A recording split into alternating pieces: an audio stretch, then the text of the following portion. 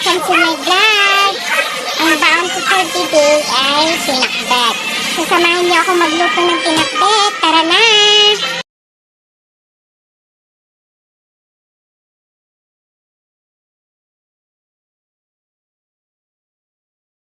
Palambong ko na dyan yung karne hanggang sa maluto. Hintayin natin mag-brown yung karne bago tayo mag-gisa.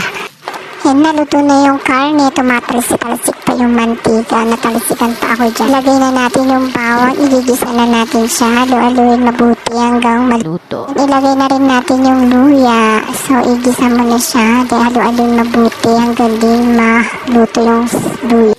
Tsaka ilagay mo na rin yung sibuyas. Haluin mo rin hanggang siya maluto. And ilagay na natin yung kamatis. Igisa na natin kasama yung karne. Then, pagkatapos yan, halu-haluin mo. Then, tatakpan na natin siya. Open na natin. Yan, luto na siya. Then, ilalagay na natin yung kalabasa. Igigisa na rin natin yung kalabasa. Amoy pa lang, masarap na. Takpan muna natin. Open na natin. So, ilalagay na rin natin yung pulumengko.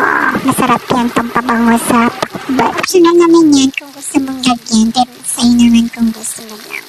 Yan, nalaluin mo siya. Ang bango-bango niya. Napakasarap ng luto ng asawa ko.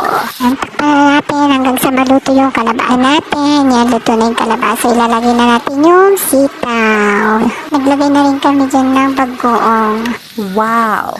Yan, nalaloy na rin siyang mabuti hanggang sa maluto. Then, ilalagay na natin yung palang. Ang sarap, nakakatakam, nakakagutom. Pag gusto ko nang kumain, excited na akong kumain. And, nalaloy mo siya. Then, ilagyan na natin siya ng konting tubig. Then, titigahin muna natin. Pag ilagyan ng tubig, hindi natin makukumulot. Then, nalaloyin mo siya. Hindi pa muna yung gulay para ilutuin natin yung ampalaya.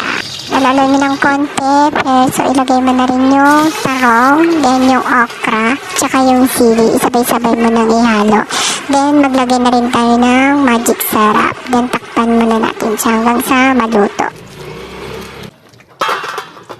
Yan, open na natin, balilito na yung ating pinakbet for today. And isasalang na namin siya sa kaserola. Pwede na ang baon ko!